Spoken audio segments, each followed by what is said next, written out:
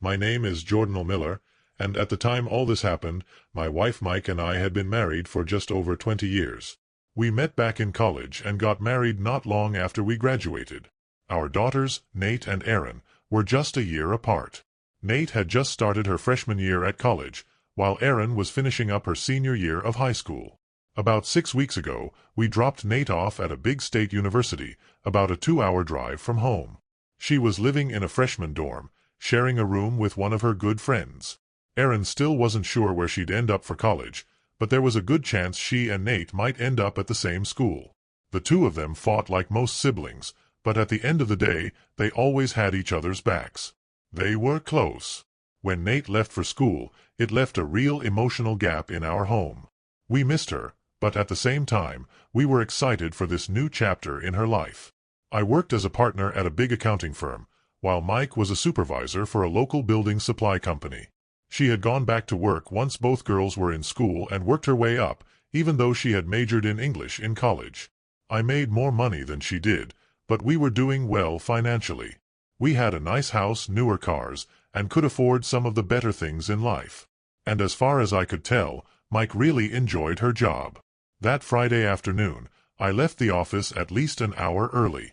I remembered that Erin was away at a school camp for the weekend and wouldn't be back until Sunday night. That gave me an idea. I smiled, thinking this might be the perfect chance for Mike and me to reconnect. Maybe a nice dinner at our favorite Italian bistro, followed by some much-needed alone time. Ever since we dropped Nate off at school, things had felt a little off between us. Maybe a weekend with just the two of us would help bring us closer again. When I pulled into the garage, I saw Mike's car already parked inside. That meant she was home. Maybe Mike had decided to leave work early too. If so, maybe she was thinking the same thing I was, some much-needed quality time together. I figured I'd suggest dinner at our favorite Italian bistro to kick off the weekend right. I didn't see her in the kitchen, so I headed toward our bedroom to change. Maybe she had just gotten home. As I walked down the hall, I called out, "Honey, I'm home." "You in the bedroom?" "Yes, Jordanal, I'm in here," she answered. When I stepped inside, I found Mike sitting at her vanity on her side of the bathroom, carefully applying makeup. She was dressed up in that little black dress she always looked stunning in, with a string of pearls I had given her last Christmas around her neck. Her dressy shoes were sitting neatly on the floor beside her. That's when I noticed her overnight bag on the bench, already half-packed. Inside, I saw lingerie and some more casual clothes, as if she'd been in the middle of getting ready to leave. My stomach dropped. "Oh crap," I said. "Mike, I completely forgot we had something planned this weekend. I must be losing it. Where are we going? I can be ready in no time." She turned to me, her expression unreadable. "Jordanal, I'm sorry. I didn't tell you. I have a date this weekend." For a moment, I just stared at her, trying to process what I had just heard. She sighed.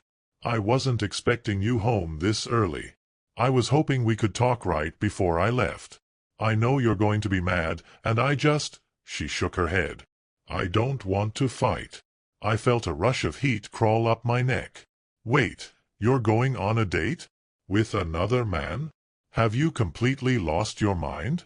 Since when do we have an open marriage?" I took a step closer, searching her face for some hint that this was just a twisted joke. "Tell me this is a joke. Tell me you're really just planning a surprise weekend for the two of us." She looked at me with that same infuriating calm, as if she had rehearsed this. "Sweetie, it's just one weekend," she said, her voice soft, almost soothing. "I'll still be the same old me when I come back on Sunday. Ever since Nate left for school, I've been feeling really down, and I just need this weekend away. Jordanal, it's just one weekend, out of the hundreds we've spent together. You'll see, in the long run, this will be good for us. It'll make our marriage even stronger." I felt my chest tighten. How long has this been going on, Mike? Who the hell is he? What kind of guy asks a married woman to spend a romantic weekend with him? Are you planning to leave me for him? She sighed, shaking her head like I was being ridiculous. "Oh, don't be silly. I love you, and only you. His name doesn't matter, so I'm not going to tell you. I've already arranged for an Uber to pick me up and drop me off, so you'll never even see him." I clenched my fists. "We've only had lunch a few times," she went on. "I haven't cheated on you, and I'm definitely not leaving you for him. I knew this would be hard for you, and I didn't want to hurt you. But at the same time, I didn't want to sneak around behind your back." She took a deep breath. "Honestly, I doubt we'll even see each other again after this. This is just something I need to do." My pulse pounded in my ears. "Something you need to do?" She met my eyes, her expression almost pleading. "Jordanal, this man thinks I'm beautiful. He desires me. He makes me feel attractive, even though I'm almost 10 years older than him. I'm not getting any younger, and I need to do this for myself. To feel alive again. Can't you understand that?" I just stared at her. "I was hoping," she continued, "that you'd be willing to grant me a weekend pass from our marriage. I'll be back on Sunday, and I promise I'll do my best to make you the happiest husband ever once I get this out of my system." I felt like I was going to be sick. "And besides," she added, "he's married too. He has young kids. He's not leaving his family, so you don't have to worry about me running off with him. This is just about intimacy, Jordanal. Just one weekend out of 1,000 we've spent together." She reached for my hand, but I pulled away. "I wish you'd understand," she said softly. "I wish you'd let me do this without being angry or holding a grudge." She sighed again, her voice barely above a whisper. "I'm sorry, but I've made up my mind." Mike let out a small sigh. "Jordanal, I've made up my mind. I'm doing this." She looked at me with this exasperated patience, like I was the one being unreasonable. "If you don't let your male ego get in the way, you'll realize this really isn't a big deal. It doesn't have to change anything between us or affect our marriage." She stepped closer. "Can't you just give me one weekend pass? Please." I just stood there, staring at my wife like she was a stranger. Who was this woman? What had happened to my Mike? It was like someone had taken over her body and replaced her with this crazy version standing in front of me. My mouth was open, but my brain wasn't forming the right words yet. I was still trying to process the insanity of what she was saying. Then, suddenly, something clicked in the back of my mind, an idea that just might turn this whole disaster in my favor. A small smile crept onto my face. "So," I said slowly, "you're really set on spending the weekend with this guy? No matter the consequences?" She rolled her eyes. "Oh, Jordanal, don't be so crude and dramatic. There don't have to be any consequences," she even made air quotes as she said it, "unless you decide there have to be. But yes, I've made up my mind. I need this weekend away. Trust me, it won't change anything. I'll be back on Sunday, exactly the same as I am right now." I nodded, keeping my expression neutral. "All right. Sounds like your mind's made up."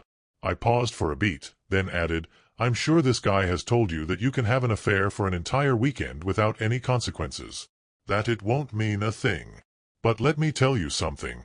He's wrong. He's just feeding you that line to get you into his bed." Mike's lips tightened, but she didn't argue. I folded my arms. "You've got until your Uber gets here to change your mind. If you still go through with this, fine. But I'll be planning my own weekend without you." She gave me a wary look. "One more thing," I said. "If you leave, I promise I won't follow you or do anything crazy. But you will leave your phone on. If something happens, I want to be able to find you." Mike frowned. "Jordanal, come on. You won't tell me who he is, and honestly, I don't even care. But I don't want to find out from the police that he turned out to be some kind of psychopath. This is just about basic safety. Surely, you can agree to that." Mike studied my face for a few seconds, then let out a small sigh. "All right," she said. "I'll leave my phone on so you can track me, if it gives you peace of mind. But only if you promise not to follow me or interfere with my weekend." "Deal," I said. "But Mike, you can still change your mind. We can still fix this if we try." She gave me a tired look. I know a guy at work who swears therapy saved his marriage, I continued. Just call this guy and tell him you're not going. I'll make the appointment. We can at least try to work through this together. She shook her head. Jordanal, we don't need therapy. I just need this weekend for myself. She turned back to her vanity. Why don't you just leave me alone so I can finish getting ready? I clenched my jaw, trying to keep myself from saying something I might regret. As a peace offering, she went on, I picked up a gourmet meal for you on my way home. It's in the fridge, just heat it up in the microwave. I told him I'd meet him at 7, so I really need to get moving. And with that, she turned back to the mirror, focusing on her makeup like this was just another normal Friday night. I thought about heading to the den to make a phone call, but then something shifted in me. Hell, if she gets to have her weekend away, maybe I should turn the tables on her. And I really don't give a damn what she thinks. Pulling out my phone, I scrolled through my contacts until I found the name I was looking for. I tapped it, then raised the phone to my ear. From the mirror, I caught Mike's eyes flicking toward me. She was listening. The call rang once before a warm, familiar voice answered. Hi, Nicole. It's me, Jordanal. Oh, hi, Jordanal. Wow, haven't heard from you in ages. How've you been? Hearing her voice again sent a strange mix of emotions through me. I took a breath, mentally replaying the history between us. Nicole and I worked at the same accounting firm, though we hadn't kept in touch much over the years. A decade ago, when she first started, she had been assigned as my administrative assistant. At the time, I was just a senior associate, not yet a partner. And Nicole? She was one of the best assistants I'd ever had. She had been instrumental in my early career, always keeping things running smoothly. And now, here I was, calling her out of the blue. Nicole had played a big role in helping me make partner a few years later. She and her husband, John, were about 5 years younger than Mike and me. John was a rising executive, and they had chosen to start their family a little later in life, waiting until he was more established in his career. They had one young son, Jacob. Then, about 5 years ago, tragedy struck. John had spent the day in back-to-back meetings about a major merger his company was working on. He was driving home that evening when a commercial truck ran a red light and plowed into his car. The impact was devastating. John was killed almost instantly.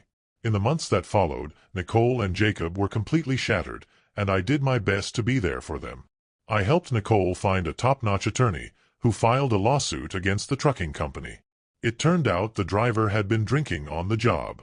In the end, Nicole won a multi-million-dollar settlement for gross negligence. During that time, as I supported her through the grief, something unexpected happened. We realized there was a deep connection between us, one we had never noticed before while working together. You could call it fate. You could say we had found our soulmates in each other. Whatever it was, neither of us had ever felt such a strong pull toward another person before. But after long, difficult conversations, we made a painful decision. I was a married man, and I took my vows seriously. And Nicole, despite everything, had too much respect for my marriage to ever come between Mike and me. So before our feelings could cross the line, before they could turn into something we'd regret, we chose to step back. We stopped seeing each other outside of work. We kept things professional. And in the end, we walked away knowing we had done the right thing. We had acted with integrity. Even though Nicole's settlement had left her financially secure, she decided to stay at the firm as an administrative assistant. She had always been good at her job, and working gave her a sense of purpose. And now, after all these years, I was calling her again. Nicole stayed on at the firm as an administrative assistant, but she was reassigned to work with a different accountant on a different floor. That way, we wouldn't run into each other too often. She loved her job, the people, the intellectual challenges, the professional atmosphere. And after losing John so suddenly, she wasn't looking to upend her life with any more drastic changes.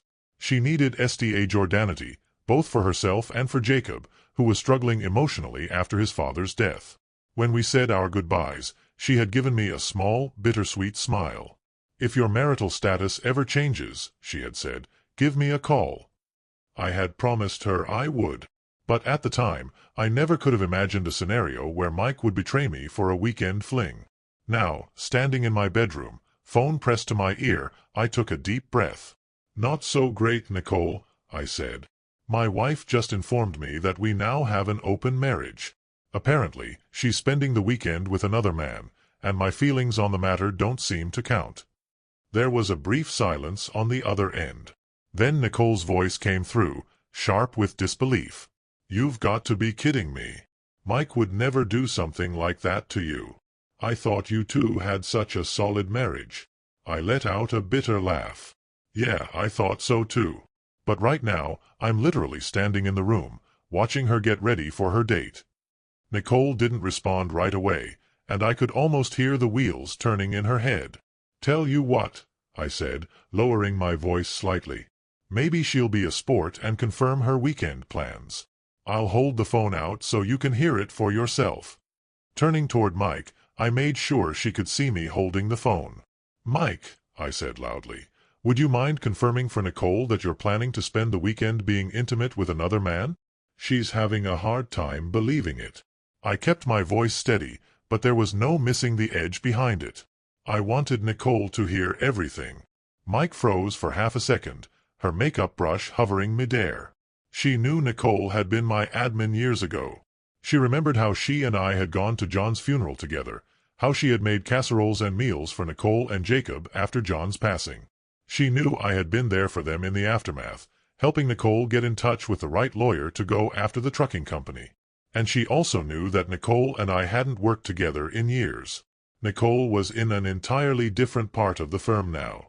But now, for the first time, I could see it dawn on her. She wasn't the only one capable of flipping the script. I hadn't mentioned Nicole in years. There had been no reason to. We had cut off both our personal and professional relationship before anything inappropriate could ever happen. Now, Mike's expression darkened. "I'm not going to confirm anything," she snapped. "This isn't some open marriage situation. It's just one weekend. Why do you have to blow everything out of proportion and ruin things?" She crossed her arms. "You know what? Maybe I won't come back on Sunday if you're going to be this ridiculous." Then, without another word, she grabbed her phone and tapped on the screen. A few seconds later, I saw the notification pop up. She had just requested an Uber. "I'm going outside to wait for my ride," she said stiffly. "Try not to act so childish while I'm gone." With that, she zipped up her overnight bag, grabbed the handle, and rolled it behind her as she marched out of the bedroom, heading for the front door. I slowly raised my phone back to my ear. "Did you hear that?" Nicole's voice was tight with disbelief. "Yeah, I did. Jordanal, I can't believe she's doing this to you." She hesitated. "Is she having an affair? Do you even know who this guy is?" "No," I admitted. "She wouldn't tell me his name. Just that he's married and has young kids. She claims it's not an affair, that it's just for the weekend. But honestly, I don't trust a damn word that comes out of her mouth right now." "Oh my God, Jordanal. This is unreal." There was another pause. "Did you call just to tell me what was going on? Or is there something I can do?" I exhaled, my grip tightening on the phone. "Actually, yeah. I remembered what you said years ago, about calling you if my marital status ever changed. So, I guess I'm making good on that promise. Because after what Mike just pulled, there's no way I can stay married to her." Nicole was quiet for a beat. Then, softly, she said, "Really? Wow. I'm flattered, Jordanal." She hesitated. "Jacob's with John's parents for the weekend, and, well, I actually had a date lined up for tonight." My stomach dropped. "Oh, Nicole, I'm sorry," I said quickly. I was so wrapped up in my own problems, I didn't even think about the fact that someone like you would have plans. I didn't mean to interrupt. I didn't even know you were seeing someone. "I'm happy for you, Nicole," I said. "Really. I'll let you go. I don't want to mess up your plans." "No, Jordanal, you've got it all wrong," she interrupted. "I was in a relationship for about a year, but that ended months ago. He wanted to get married, but I just didn't feel that spark. I wasn't about to tie myself down just to avoid being alone. She let out a soft chuckle. Tonight's date? It was just something my sister set up. Honestly, I was going more out of obligation than anything.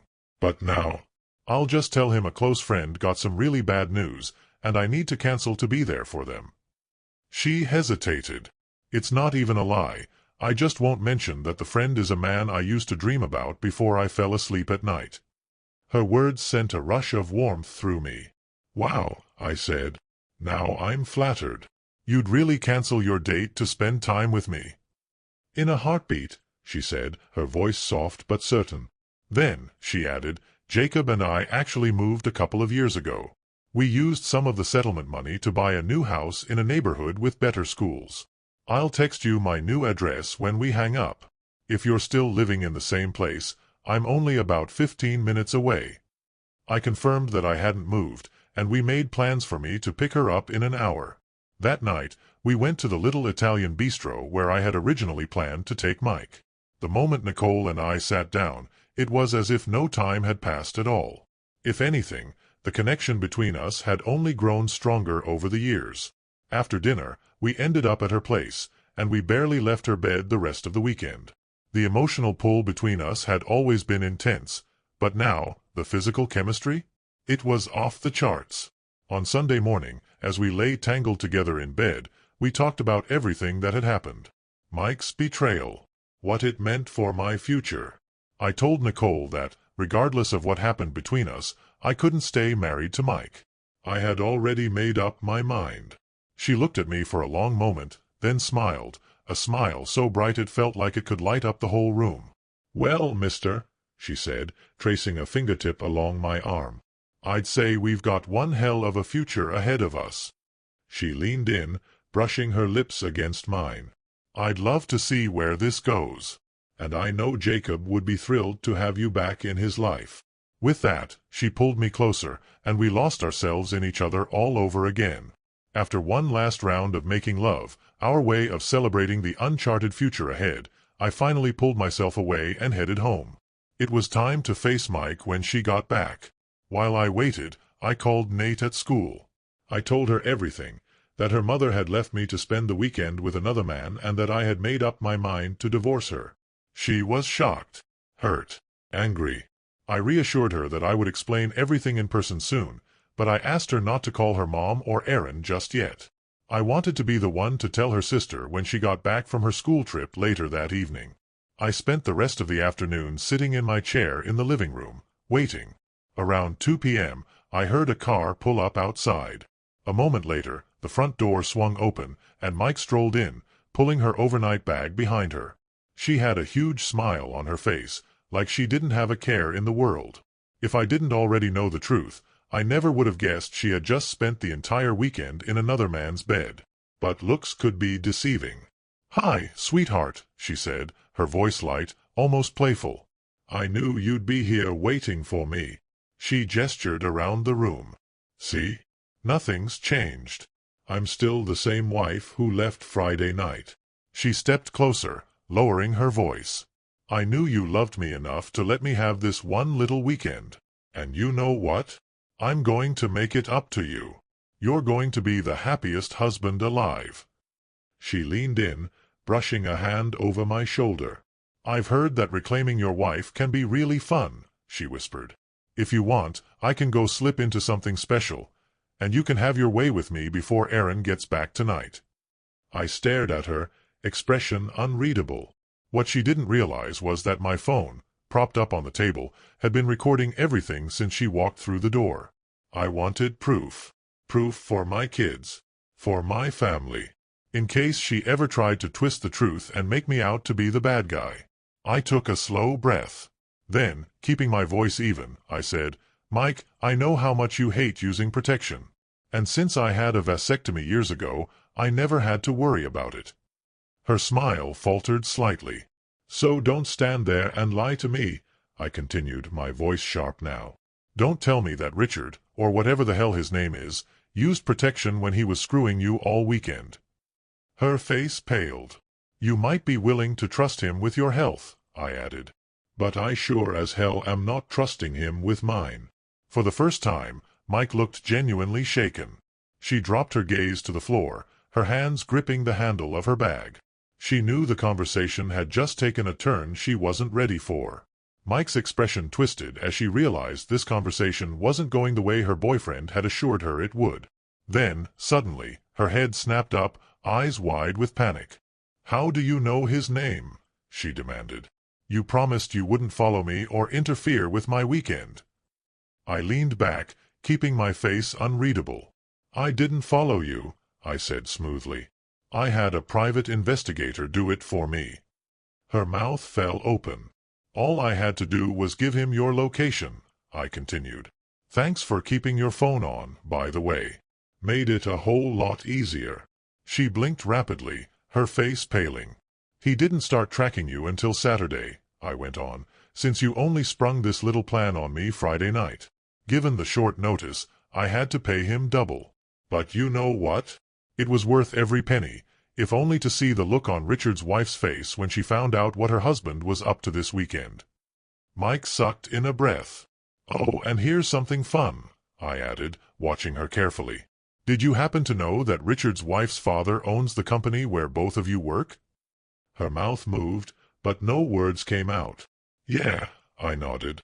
"Sounds like Richard's career is about to hit a brick wall first thing Monday morning." I gave her a pointed look. "And yours?" "Well, your workday is going to be very interesting. But don't worry, I asked them not to fire you. At least for now."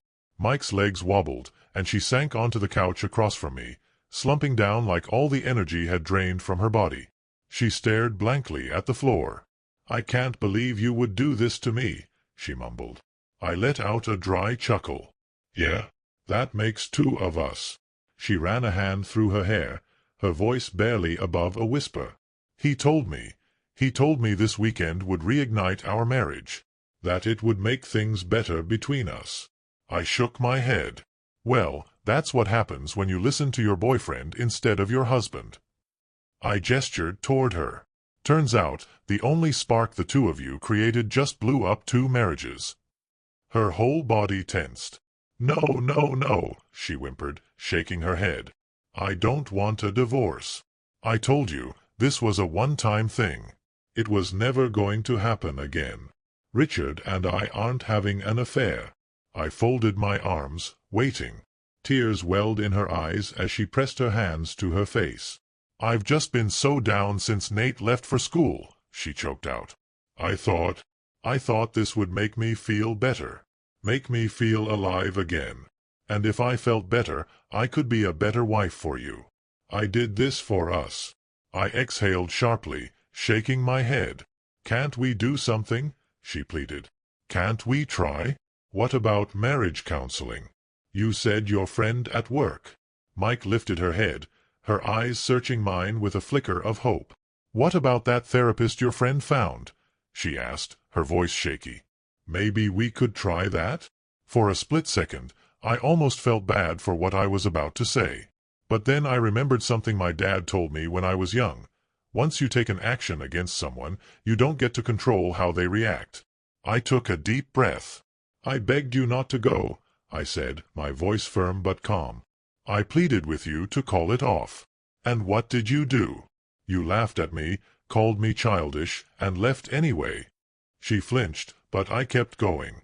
"I have never felt so betrayed, so disrespected in my entire life," I continued. "If you had backed out when I begged you to, then maybe we could have gone to counseling. Maybe we could have figured out why you felt the need to do this. But you didn't." She opened her mouth, but I cut her off. "Believe me, Mike, I've been struggling, too. Nate leaving for school hit me just as hard. But you know what I didn't do? I didn't plan a weekend getaway with another woman and drop it on you at the last second." I leaned forward, my eyes locked on hers. "The second you got into that Uber and headed to that resort with Richard, our marriage was over. You just didn't realize it yet." Mike let out a choked sob as her legs buckled. She crumpled to the floor, tears streaming down her face. Then, to my shock, she crawled forward and wrapped her arms around my legs, clinging to me like I was her last hope. "Please, Jordanal," she sobbed. "Please don't leave me. I was stupid. I let Richard fill my head with lies." She pressed her forehead against my knees, her whole body trembling. "It wasn't even good. The intimacy, mediocre at best." Her grip tightened. "He's nothing compared to you. Not even in the same league." She looked up at me, desperation in her eyes. "We can fix this. We can work on our marriage and come out stronger. Please don't leave me." I picked up my phone from the table and stopped the recording. Then, slowly, I looked down at her. "Mike," I said evenly, "I have a confession to make." Her head snapped up, her tear-streaked face filled with panic. "What?" Then, almost as if a thought had just clicked into place, her expression shifted. Did you see Nicole after I left?" She inhaled sharply. Then, in a flash, her face lit up, almost relieved. "It's okay, Jordanel," she said quickly, as if she had just found a loophole. "We both took a weekend off from our marriage. That means we're even, right?" I let out a breath, shaking my head. "Yes, Mike. I did spend the weekend with Nicole." Her face brightened like she had just won an argument. But before she could say another word, I added, "But it's a lot more complicated than you think." Her smile faltered. "What do you mean?" I met her gaze, unflinching. "I mean, Nicole and I already had a connection. A real one. And it didn't just happen overnight." Her breath hitched. I went on. "After John died, Nicole and I got close. We felt something neither of us expected." Mike's lips parted, but no words came out. For the first time, she was starting to understand. This wasn't just about one weekend. "We never crossed any lines, Mike," I said, my voice steady. "Not emotionally, not physically. In fact, I've barely spoken to Nicole in the last 5 years." She sniffled, still kneeling at my feet, her grip on my legs tightening. "We parted ways when we realized we were heading down a dangerous path," I continued. "I was happily married, or at least I thought I was, and I respected my vows. And Nicole? She respected them, too. More than you did, apparently." Mike flinched, her whole body tensing. "She told me years ago that if my marital status ever changed, I should call her."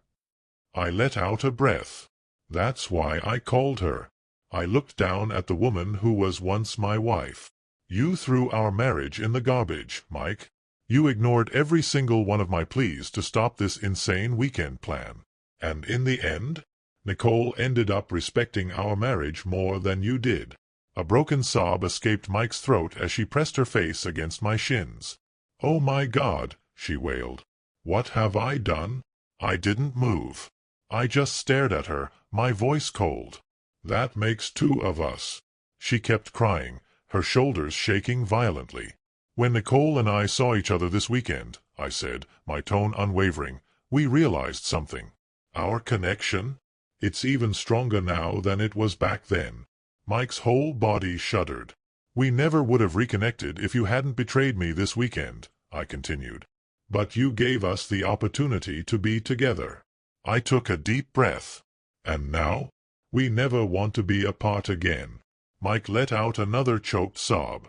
"I'll be filing for divorce next week," I told her plainly. "Given the circumstances, I could file under adultery. But I won't." I met her tear-filled gaze. "I'll file under irreconcilable differences." She swallowed hard, her lips trembling. "I'm not out to ruin you, Mike. I promise to be fair in the settlement. I won't leave you destitute." I paused for a moment. Because, despite all of this, I'm still trying to remember the good times we had together. Her face crumpled, but I kept going. "I already told Nate about your weekend with another man," I said firmly. "And it's only fair that Erin hears the same thing." Mike let out a ragged breath, fresh tears spilling down her cheeks. "I'll also tell them that I'm now with Nicole," I added. "But I'll make sure they know one thing. I only reacted to your betrayal." "If you don't try to make me out to be the bad guy," I said, my voice calm but firm, "then I promise the private investigator's report and the photos will never see the light of day." Mike didn't say anything, but the look on her face told me she understood. She knew there was no fighting this. She had already lost me. That night, when Erin got home from her school trip, we sat down and talked with her. She was upset, of course. She asked if we could at least try marriage counseling. I didn't give her all the details, but she knew her mom had seriously screwed up. She also knew I had reconnected with Nicole and that we were starting something together. It didn't take her long to realize that counseling wasn't going to fix this. For the next few nights, I stayed in the guest room, just to make sure Erin was okay. After that, I packed my things and moved into an extended stay hotel. I split my time between Nicole's place and making sure Erin was adjusting to everything. Later that week, I sat down with Mike and gave her the outline of a settlement offer. It was more than fair. Even though Nicole's settlement from John's death was set aside in a trust for her and Jacob, I knew I could still leave Mike the house, along with enough alimony and child support, without it affecting my own financial stability. To Mike's credit, she never tried to flip the narrative or make me out to be the villain. She never claimed that I was the reason our marriage ended. At first, she told people we had just grown apart. But anyone who knew the real story saw right through that. Eventually, she started admitting the truth, that she had made a terrible mistake, and my decision to leave was completely justified. A few months later, once the divorce was finalized, Nicole and I got married. The wedding was small but beautiful. She looked absolutely breathtaking walking down the aisle. We only invited close friends and family, and I was grateful that both Nate and Erin not only attended but seemed genuinely happy for us. I think they both understood. There was no way I could have stayed with their mother after what she did. More than anything, they just wanted me to be happy. Nicole was in her mid-30s, but she wasn't convinced my baby-making days were over just yet. So, I had my vasectomy reversed, and soon enough, Nicole and I welcomed 2 wonderful, healthy babies into the world. Our first was a boy, and we named him John in honor of Nicole's late husband. But we always called him Jack. Then, a year later, we had a little girl, Jacqueline, named after my mother. She quickly became our sweet little Jackie. Jacob and I developed a strong father-son relationship over the years. Looking back, I realized just how much he needed a father figure in his life. I like to think that, wherever John is, he's watching over Nicole and Jacob, at peace knowing that they found happiness again. Now, nearly 10 years have passed since that fateful weekend. And Nicole and I? We're as happy as 2 people have any right to be. Just last weekend, we attended Nate's wedding to her longtime boyfriend, Tom. Jackie was the flower girl, and Jack did a great job as the ring bearer. Jacob, now in high school, had grown into a tall, athletic young man. He showed up to the wedding with his beautiful girlfriend on his arm, and I couldn't have been prouder of him. I hadn't seen Mike in over 6 years. She looked fine, I guess, but she couldn't hold a candle to Nicole.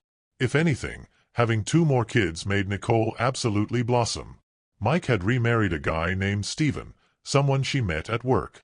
I was introduced to him at the rehearsal dinner, and honestly, he seemed like a genuinely good guy. At one point, we found ourselves alone for a moment, and he brought up our history. He told me Mike had been upfront about what happened between us and that she fully blamed herself for our divorce. I just gave a quiet nod. I reassured him that, despite what she did, Mike had been a good wife and partner for most of our marriage. Whatever had possessed her that weekend was long gone. Stephen agreed without hesitation. I also learned that Mike had been on very thin ice at work after everything came to light. For a while, she got stuck with some pretty miserable assignments, and there were times she was close to being let go. But she pulled herself together. She stayed loyal, kept her head down, and worked hard. Eventually, she climbed her way back up and was promoted to an area manager. Ironically, the same position she had when. Ironically, Mike ended up with the same job Richard had, before he was fired. At the wedding reception, Nicole and I mingled with guests, enjoying the celebration. We ate, danced, and laughed, soaking in the joy of the evening. Nate and Tom were set to fly out to Hawaii in the morning for their honeymoon, a gift from Nicole and me. Along with the trip, we had also given them a sizable check to help with the down payment on their first home. Toward the end of the night, as the music slowed, I noticed Mike making her way over to Nicole. They exchanged a few quiet words before Mike turned and walked toward me. "Would you dance with me?" she asked. Nicole said she was okay with it. I glanced over at Nicole, who gave me a small nod. So, I took Mike's hand and led her onto the dance floor. As we swayed to the slow rhythm, it almost felt like old times. 2 people who had once shared a life, now moving together one last time. Neither of us spoke until the very end of the song. She stopped, looking up at me with tears brimming in her eyes. "Jordan, I'm so sorry for what I did to us all those years ago." Her voice trembled. "I'm happy I found Stephen, but I never stopped loving you." She took a shaky breath. "Seeing you so happy with Nicole makes me happy for you. But it also hurts, because it reminds me of what could have been." I held her gaze for a moment before I spoke. Mike, for what it's worth, I forgive you, and I truly wish you and Stephen nothing but happiness. I paused, then added, I talked to him earlier. He's a good man. He and I actually have something in common. She frowned slightly. What's that? We both love you, I said simply. Her breath hitched. You're right. Nicole and I are incredibly happy, and in a strange way, we have you to thank for bringing us together. I gave her hand a gentle squeeze. Please, Mike, let go of the past. Forgive yourself. Love Stephen, love your family, and give them everything you have. A tear slipped down her cheek, but she nodded. I pressed a kiss to her forehead, then took her hand and walked her back to the table where Stephen and Nicole sat waiting, quietly watching the last dance between former lovers. As I sat beside Nicole, I caught the warmth of her beautiful smile, and in that moment, I silently thanked fate for bringing her back into my life, even if it happened in the most unexpected way.